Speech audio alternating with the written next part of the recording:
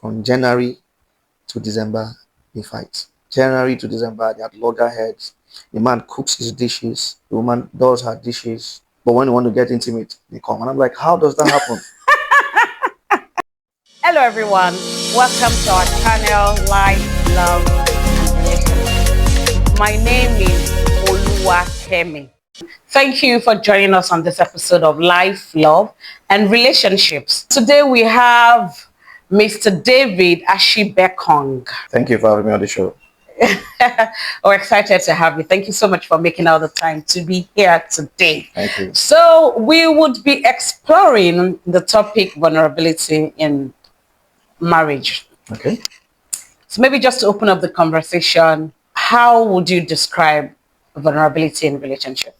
I'll define vulnerability in relationship to mean the willingness to share one's thoughts and feelings Thoughts? without the fear of being rejected or being cancelled. Let me use that word cancel because we live in this Cancel or can- cancelled? to cancel To cancel to something. cancel something. Okay. Yeah. So yeah, because we've had instances where people go all out to share their idiosyncrasies and then they are being misconstrued, they are being taken out of context, and then somewhat they tend to go back into their shells. So it's something I think should be dealt with decisively in society because we have this scenario whereby about 80% of our relationships are being affected, and that's because we've not deployed the issue of vulnerabilities the way we ought to.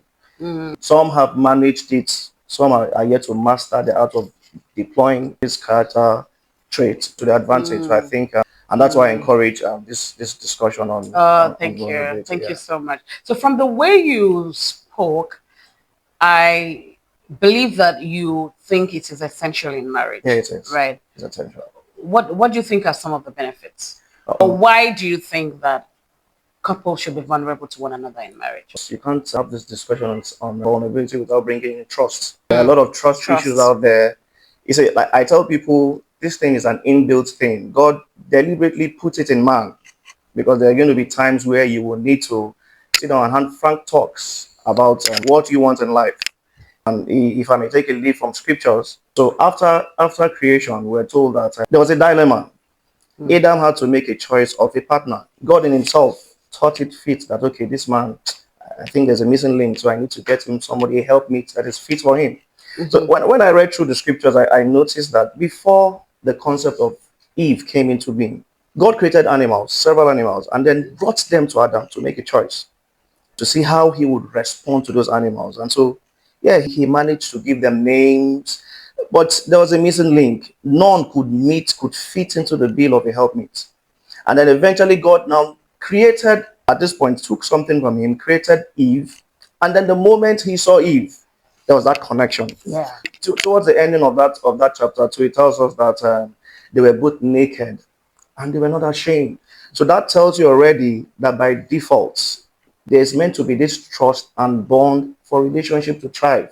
And the only way for you to have such relationships, healthy relationships, is when you engage this personality trait called vulnerabilities.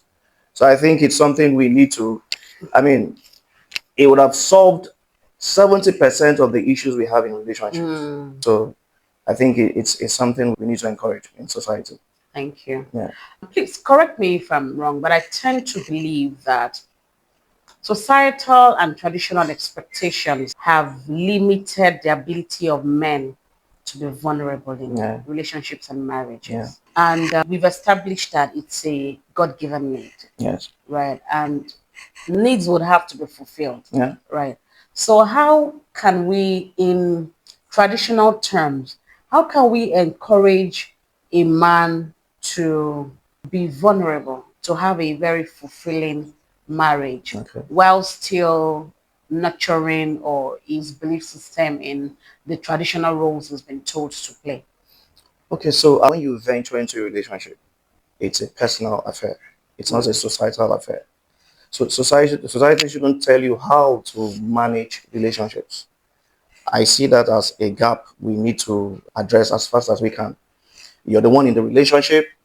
You're the one, when you take those marriage vows, oftentimes, it's beyond the letters. It's beyond the words you process. Eventually, when you get into that relationship, It is you who wear the shield that know where it hurts. Then, I frown at allowing society dictate to us how you should manage your emotions, how you should interact with a partner in relationship and all that. So we need to draw the lines. We need, yes, there has to be a boundary when it comes to relationship, when it comes to the issue of vulnerability, because you're opening yourself up to your partner to pick your brains, to come into your world and get used to your world, draw a blend so that you can enjoy life. Relationships are not meant to be endured, they are meant to be yeah, enjoyed. That's why the scripture tells us, for this cause, the man has to leave his father, leave his mother. These are part of the society, and then cleave to his wife, and they both become one. So it's about what you want first before the society.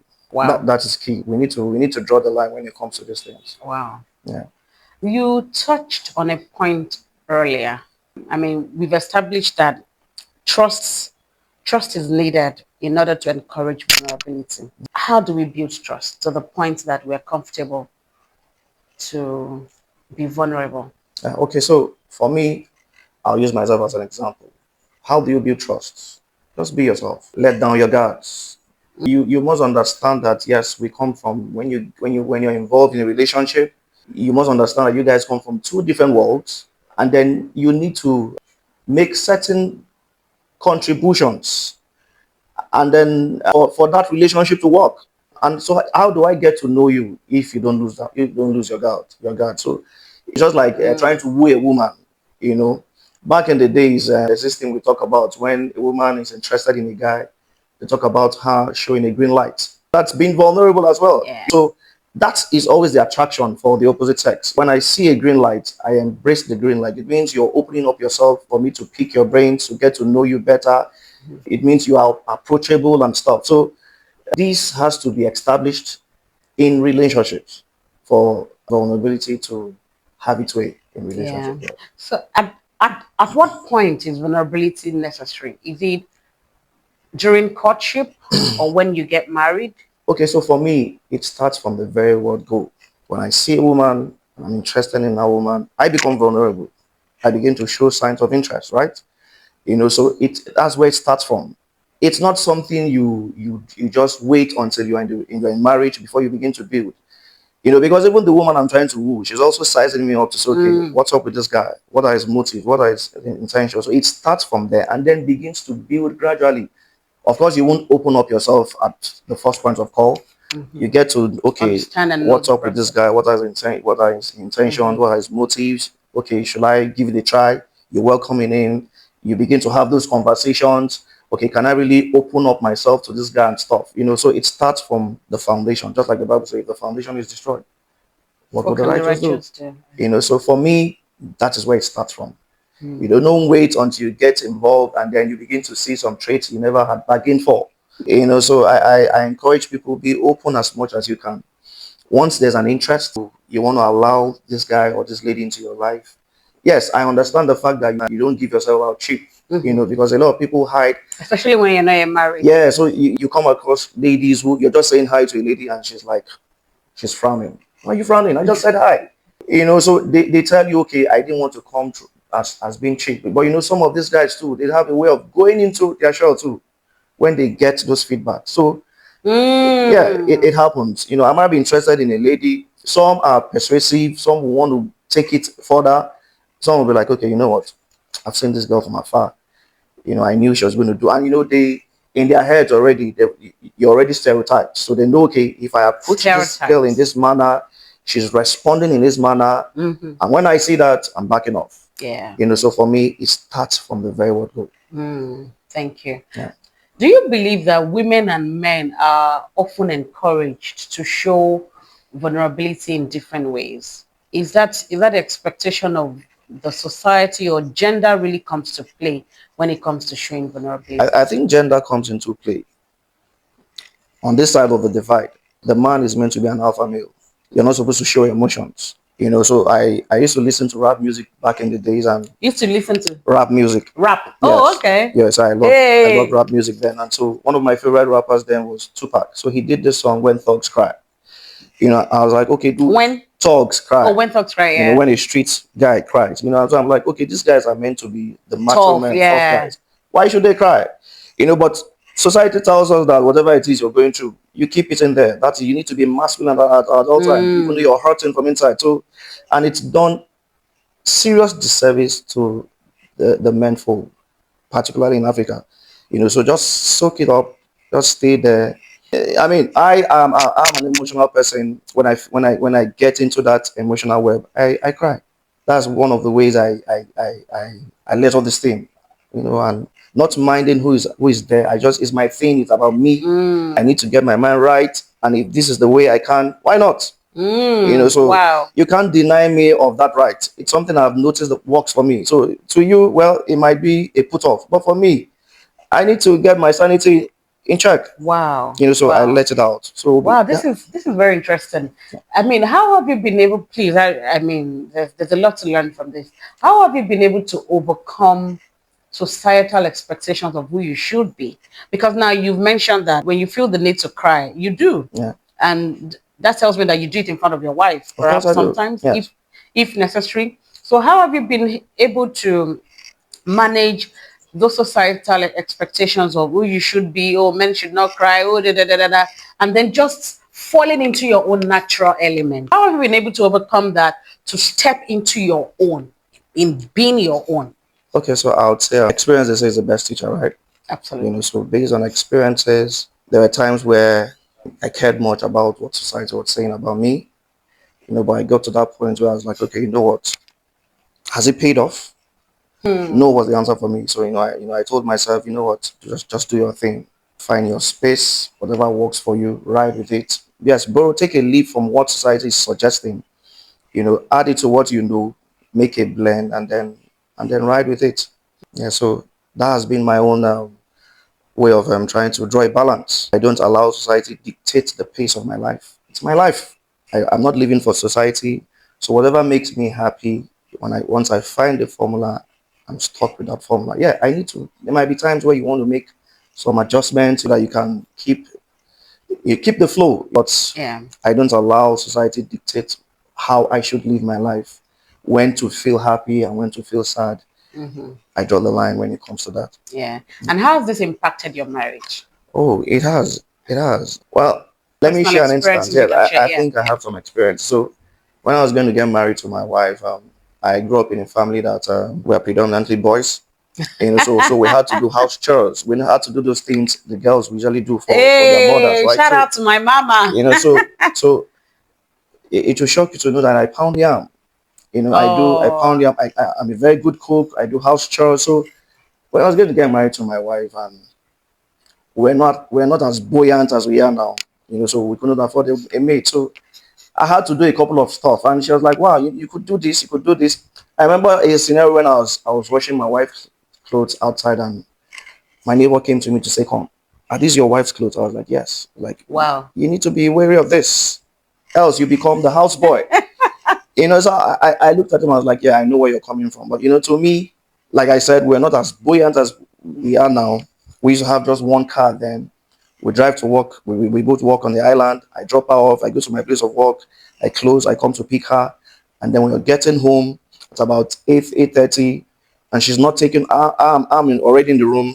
I'm in my boxer shorts, watching TV. She's still on her jacket. She's in the kitchen trying to prepare meals for us. I was like, okay, what can I do to make up for these things? So those You thought about that on your on my own. She own. didn't have to Yeah, request because it. I needed to make life easy for this woman. I mean, she's not a slave.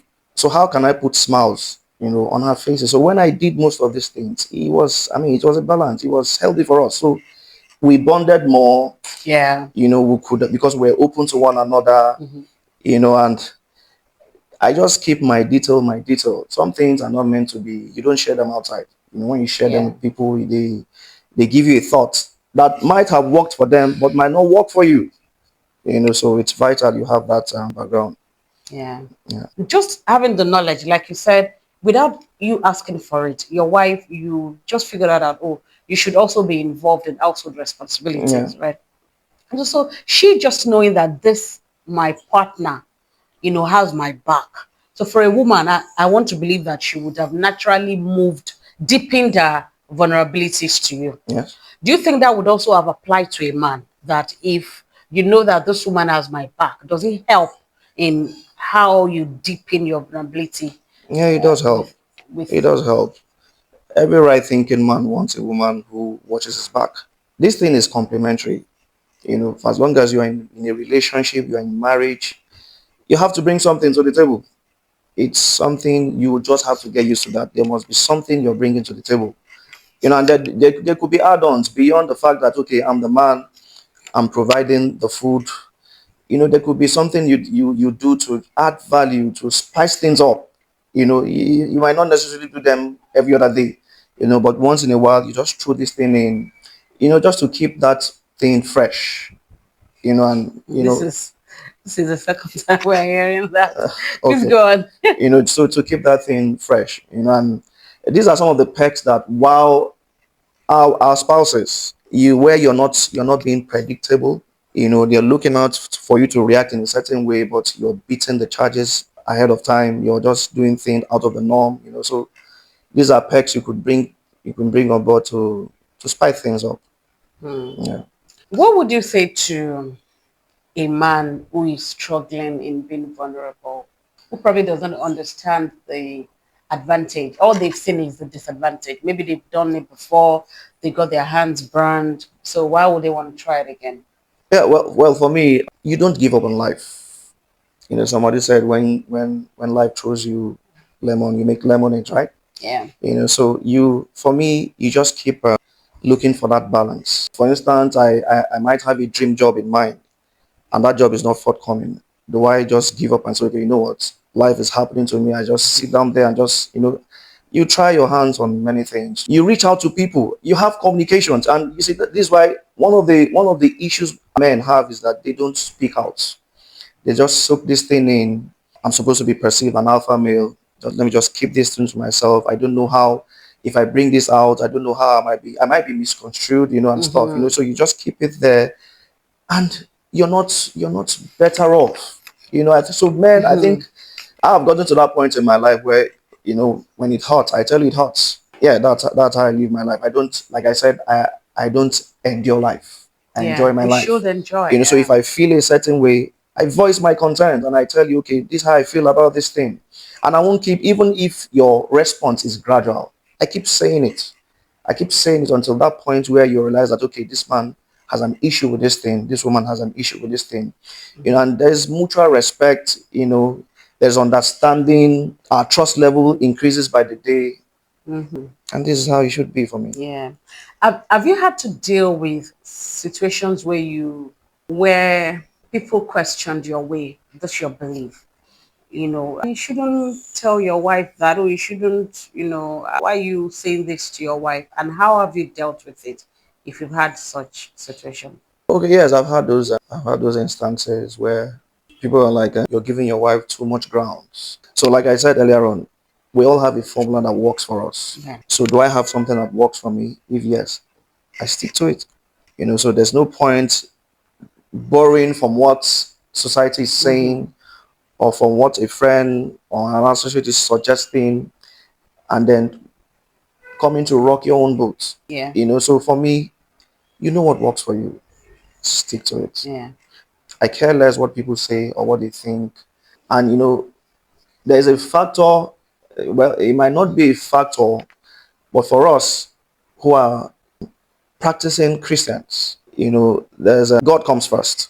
Absolutely. Yeah. So most of the things we don't do unto man, we do unto God. Yeah. I share a story. So there was this day I got back from work, and I was going to knock on my door, and I heard voices from inside. So I was like, so I could see through that pigeonhole that there were ladies in the house, and I heard my wife telling, what ladies talk about when you sit around, right? So she was like, okay, so I think some of those ladies had issues with their relationship, infidelity and stuff, and I heard my wife saying, well, I can't place a hand on it, but I know I trust my husband. If for one reason, he loves God, so whatever he will not do to offend God, he You're won't do not to offend offend. me. And I walked back and I sat down. I was like, how? Look at the kind of shoe this woman has given to me to wear. High standard. That's Yes. like, so, because when you know that somebody trusts you and holds you to that level of high standard. So it formed when I make decisions in life. That's always a factor. So God has expectation of you and I. So I, like, just the way Apostle Paul puts it, say, herein do I exercise myself to have a conscience void of offense towards God and towards man. So for me, that's the balance. I try to strike a balance with not having offense towards God and towards man. Yeah. So that has kept me going. Thank you for this point. There are people, I mean, we always have to sometimes deal with interference in marriage. Yeah. So when it comes to people questioning your level rather of vulnerability, you don't want to offend the men or the women, as the case may be, because sometimes they hold a place of authority in your life. So maybe your mother or any of your family members that have certain expectations of you, right? What do you say to them without saying mind your business? She's my wife. How do you handle that? Okay, so before you judge my modus operandi, check out my results. Okay, so what are you seeing? Are you seeing stability in this union? Yes. Tick the box. Are you seeing mutual respect? Yes. You tick the box. So for me, it's about, this is what I've applied. These are the results. And if there are results you like, let me be. That's just the truth. That I don't overflog these issues. We know how you can go to some families, and just from entering into the house, how chaotic that place is. And but you come to my house and you see the atmosphere is, it's calm.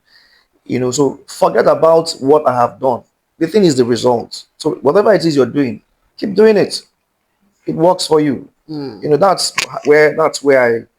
how I feel. you Yeah. know this thing is working. In fact, you should be asking me for a template. I'm not Questioning, questioning yeah. my approach to things. Is there something like a healthy vulnerability or oversharing? That's tricky. Well, I'll say yes and no at the same time. Okay. There's nothing like oversharing. There's nothing like oversharing as far as I'm concerned. Yes, oftentimes we hold back, because, and oftentimes when you hold back, it will be based on feedbacks you get from people, From so people or from your from partner? your partner. Okay. Yeah, based on feedbacks. Okay, so there's this thing between myself and my wife. When my wife is pissed off about the thing and she's talking, I don't talk. And she hates that part of me. Why? Because she thinks I'm snobbish. And inside of me, I'm saying, if I give you a response, you'll pack your bag and leave this house. Right? So So you're trying to help her. I'm trying to help you. If I respond, if I go chit-chatty the way you're going about it, you will leave the house. And the female folk, they know how to hold on to words. Ooh. So they hold on, and the day they will bring it out, you'll be like, what? You kept this? So for me, when she's you're in front of doing this, I'm mute. I don't even talk about it the next day. And then she said, okay, this is the part I hate about you. You're not even discussing. I'm like, babe, it's bygone. The much I can do is, okay, you know what? I'm sorry. I'm saying, no, let's discuss the issue before you arrive at that point of saying, I'm sorry. And I'm like, you will unearth things you're not, that will even, That should have further, been left. yeah, aggravate the problem. So for me, I leave it at that. Initially, she had a problem with it, but now she's come to terms with it, because it worked for us. It worked Yeah. for us. How long have you been married? 12 years. 12 years. Oh, wow. Congratulations. Why do you think people often struggle to be vulnerable to their partners? Because, I mean, first of all, let me ask you a question. Do you believe that there are marriages where couples are not vulnerable to one another, or one Absolutely. party is not vulnerable to the other? Yeah, there are Yeah. there are So, several of such marriages, and well, I think that could be attributed to people get married for different reasons. Some for social status, some to keep the business interests together, and so oftentimes there are no attachments. We're just there, just just some get married because, okay, parents want them just to carry that family name. So when you have such scenarios, there are really no attachment. You're just getting by, some just enduring the relationship. So you could have that play out. It's not meant to be so. It's not meant to be so. It wasn't designed to be so. We were designed, just like I rightly said earlier on. Adam was vulnerable when he saw Eve He exclaimed, "This is the bone of my bone." What he was trying to say is, this is the missing link. This is what makes me better off. And I tell people, when God said it wasn't good for man to be alone, there was no way Adam was going to succeed in exercising dominion over the earth without an Eve.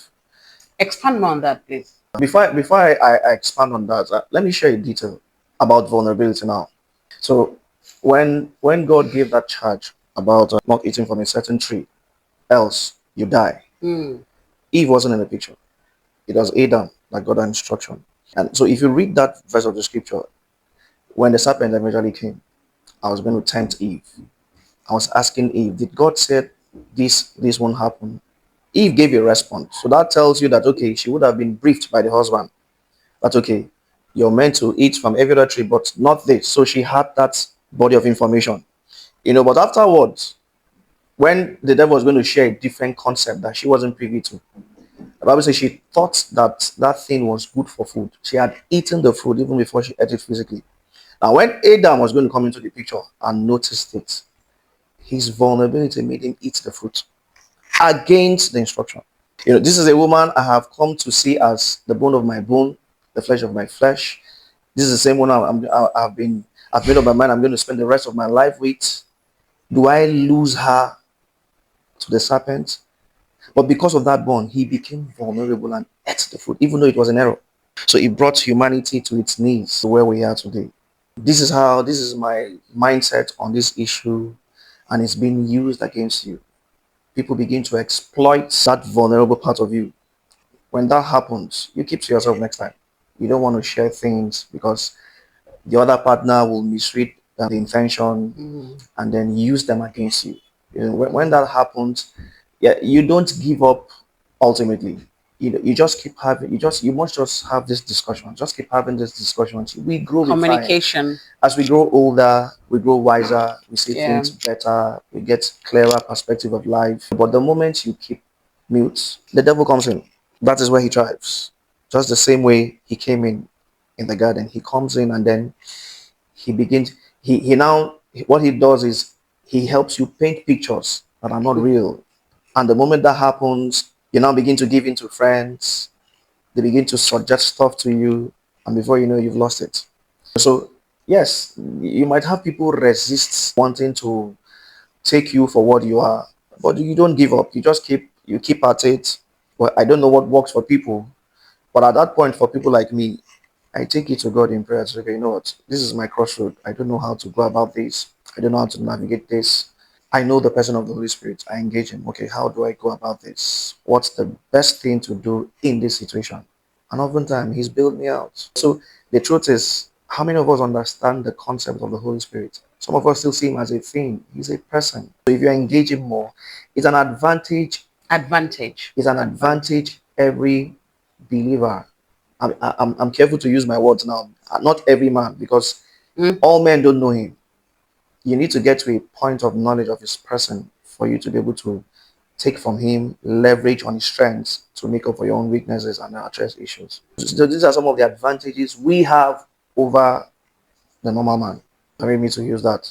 Yeah. Yeah. So What advice would you give to someone whose partner is very resistant to being vulnerable? And I want you to give very practical ways to help that partner and also help the person that is resistant to being vulnerable. Because I think you and I have also had the conversation that when the Bible talks about two two big, I mean, one chasing 1,000 and two chasing 10,000. What the enemy is really fighting is not just any marriage. What the yes, enemy is fighting is intimacy. it's intimacy. Is Yes. intimacy. Like you used the example of Eve and Adam. Why didn't the devil go to Adam? Why did he come to Eve?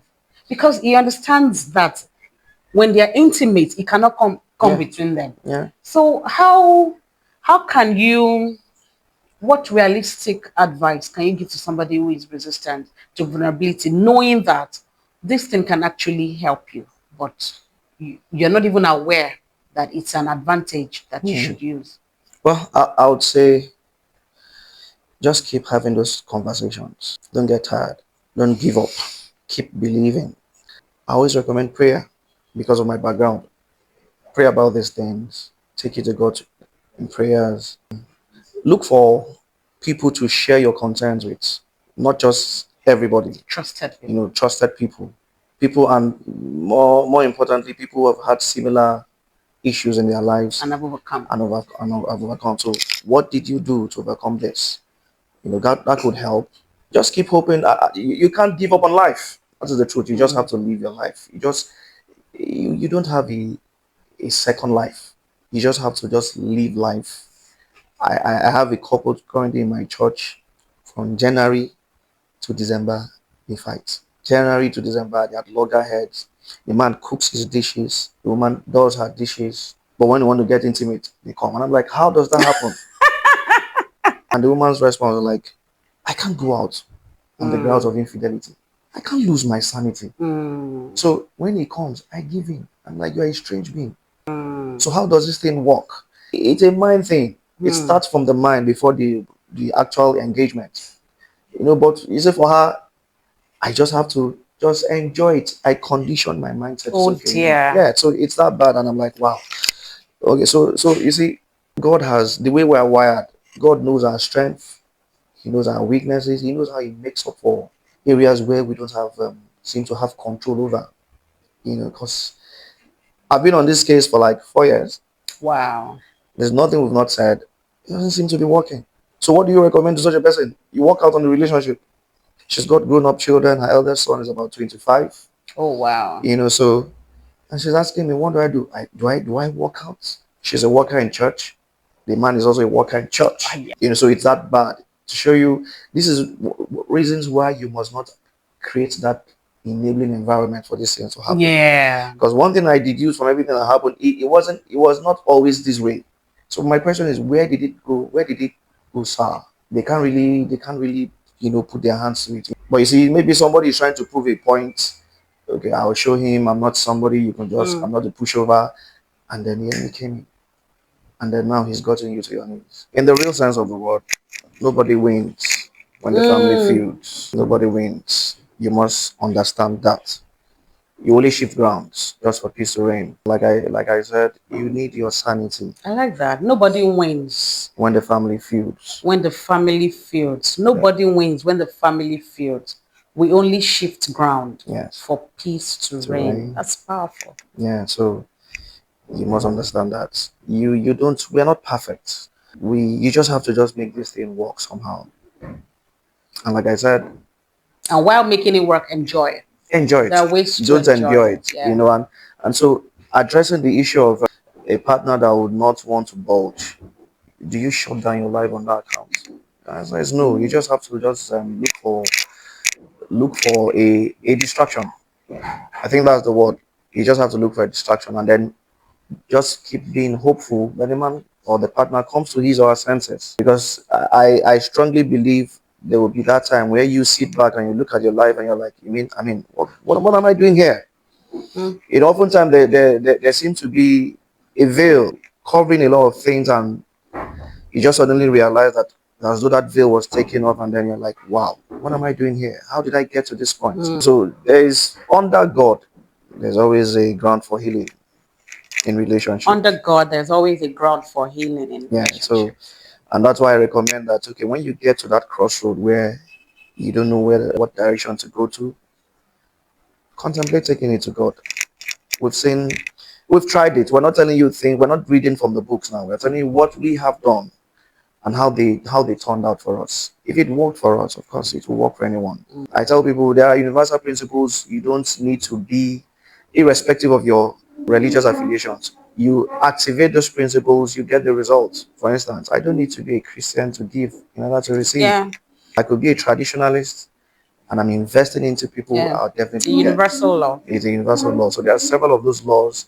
Engage the ones you can and just keep being hopeful. And one thing, nothing must take the place of your inner peace. You can't trade that for anything. If you do, you're gone. Nothing must take the place of your inner peace. Yes, nothing must. If you need to fight for it, please do. So you don't think This man is just being all religious. If you need to fight for your peace, please do fight for your peace. Nothing should take that. You have just one life to live.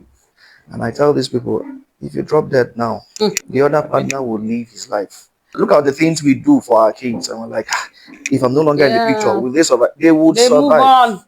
When I lost my dad, I felt all hope was gone. He was my everything. He was But my, somehow, the shoes were too big, but I mean, I'm wearing the shoes. I oh, mean, you're the I'm first even, child. yes, I'm even doing Oh, way better than what he did. oh, thank God. He left some business interests, and I felt, who was going to run this? But 8 years down the line, I'm doing Mm. way better than what he did while he was here. So self belief is key. Believe in yourself. Self-belief Self is belief is key. key. Yeah. Mm. So I think in a nutshell, Yeah. it is what it is. Thank you so much. I love the way you've imbibed the role of individuality in this topic of vulnerability in relationships. See how you've talked about your peace of mind, your own personal peace of mind. You also talked about, I think there was, you talked about, what was it? Apart from peace of mind, I think you also mentioned that you should find ways to enjoy that relationship. Thank you so much for that. And we Thank you want to so much. thank you. Are there any closing remarks? Well, for me, I appreciate what you've done. Oh, thank you. I think I've seen several of your videos, and I was like, wow, and I never knew this was happening around me. What I mean? So giving me the Oh, opportunity, I'm like, wow, so I'm going to be on TV. So this is the first of its kind for me. I've not done this before. So um, I appreciate what you're doing. I just pray that God gives you that strength to be able to go the whole log. Amen. Amen. Thank you so, so much Thank for you. coming, for sharing your perspective, your very rich perspective. Thank you so We're much. really thankful that you made all the time. I appreciate Thank that. you. Thank Thank you. you so much. Thank you guys for listening up to this point. If you haven't yet subscribed, please go ahead and press the subscribe button right now. See you in the next episode of Life, Love, and Relationships. Bye.